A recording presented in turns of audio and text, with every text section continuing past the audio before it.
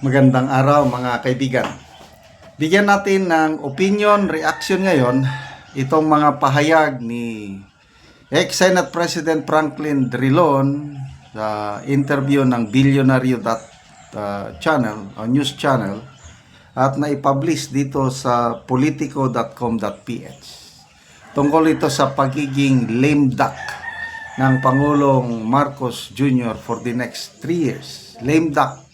Wala nang power, wala nang silbi, wala nang asim. Okay, ito po ang title. Lame duck na, Drilon says Marcos leadership now in doubt after midterm election losses. Politico, May 28, 2025. According to former Senate President Franklin Drilon, the poor performance of President Marcos Jr.'s allies in the 2025 midterm election signals waning public support and raises doubts about his ability to govern effectively. Drilon, a Liberal Party stalwart, said the midterm polls, often seen as a referendum on the sitting president, reflected growing disillusionment with Marcos. So ito yung pahayag ng veteranong mambabatas. Yes, sabi niya, I concur with the assessment that the midterm election is a test on the support of the president.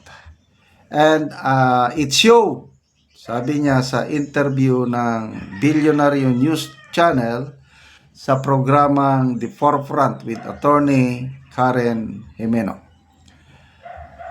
Drilon noted that opinion polls had already suggested a decline in Marcos' popularity, but the electoral outcome confirmed it. Okay, bago yung election, I think April o March rating ata ito, bumulusok ang rating ng Pangulong Marcos sa Pulse Asia Survey. From 42% naging 25% na lang. Ang laki ng pagbagsak niya, 17%. Kaya nataranta sila. Ngayon, kinonfirm ng resulta ng eleksyon dahil mismong kandidato ng sarili niyang partido, yung Partido Federal ng Pilipinas, 0. Walang nanalo ni isa. Kahit yung kandidato ng kanyang pinsan Speaker Romualdez sa Lakas CMD, isa lang ang lumusot.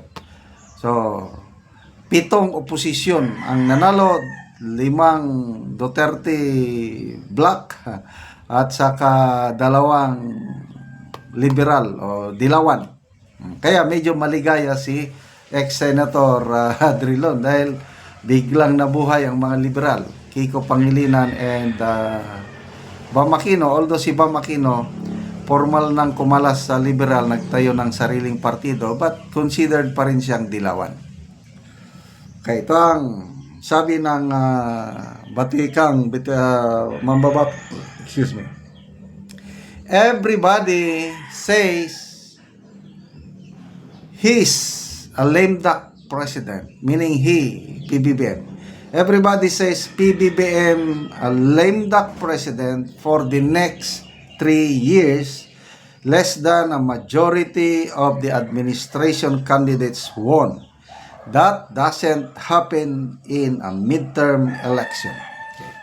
Comparing it sa panahon ni PRRD, noong 2019, siyam ang nanalong kandidato ng Duterte ticket na noon ang nangampanya si then Mayor Inday Sara, hugpong ng pagbabago. So, siyam. Yung opposition, yung dilawan, 8 diretso, walang nanalo. So may 3 nanalo, considered independent. So, sino yung nanalong 3 independent? Grace Po, Nancy Binay, and Lito Lapid. Opposition, 8 diretso. Okay? Ngayon, baliktad. 7 oposisyon ang nanalo, 5 lang sa alyansa. Kaya Actually, yung 5 na yon minus 1 pa dahil si Cayetano, Senator Pia Cayetano, ang loyalty niya papunta yan sa Nacionalista Party ng mga bilya. Kaya 4 lang ang kanilang tao doon. Okay, ano pa?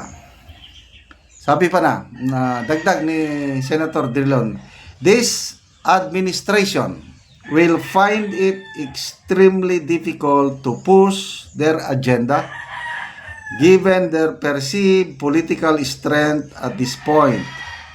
Their ability to govern is put in doubt because of the result of the election.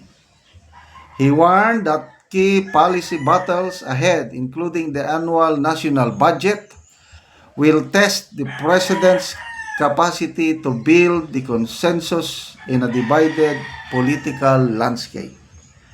In the next 3 years, sabi ni Drilon, there will be crucial issues that will come up and he needs the support of Congress. Drilon also noted that a post-election reset is underway as political forces begin to recalibrate their positions ahead of the 2028 presidential race. Yeah. Ang lahat ng mga galawan ngayon sa politika, ang ultimate focus na nila is 2028. Kaya talagang lumalakas na ang mga dilawan. Ang malakas na kandidato by 2028, hindi na yung Romualdez Tulfo, wala na. Ang makakalaban ng Duterte, BP Sara Bongo Tandem, or BP Sara Marcoleta ba, I don't know kung sino, dito na, ex-BP Leni Robredo, or si Senator Risa Hontiveros. So, lame duck president, good luck na lang. At lalo na kung ang magiging Senate President ay si Senator Amy, talagang wala na silang magagawa. Kahit si Senator Tito Soto, hindi nila makontrol. May sariling paninindigan si Senator Soto as Senate President, kaya mahirapan sila.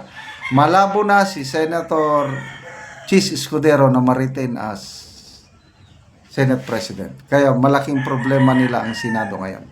Kaya salamat mga kaibigan sa inyong pagsubaybay sa ating channel. Nakakatulong kayo ng malaki sa Tribong Talandig. Sa ngayon, ang sweldo natin ay namimigay tayo ng libreng yero at pako para ma-repair ang sira-sirang bahay ng Tribong Talandig. Panoorin nyo ang video na ito. Muna po ni ang natagan og yero. Salamat kayo sa kuan sin nga gipangatag sa tanan po, salamat sa Ginoo. Karon kaya pa mo kabalay kay nagluom ra ko sa akong kuan ug angan. Kaya tayo ko kon makabalay sa gihatag nga sin. Karon nagpatindog ni siya og bagong balay. Mo na ni siya ang natagaan ng Mogero.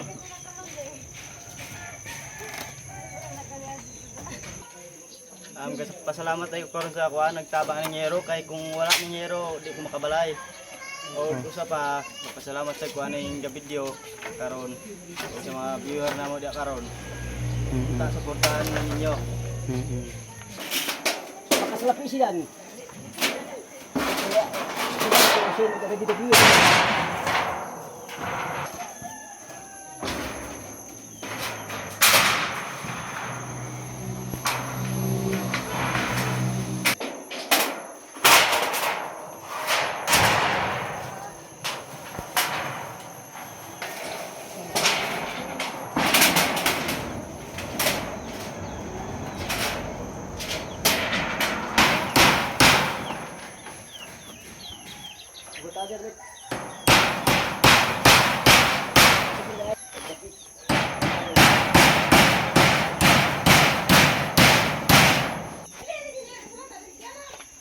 So, human na gyud og atok.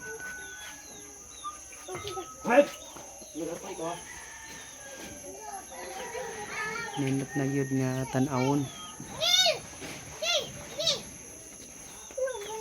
Og salamat kay nakabalay na ako karon. Salamat po sa video. Og salamat sa video og salamat sa nag-sponsor aning Yero. Salamat.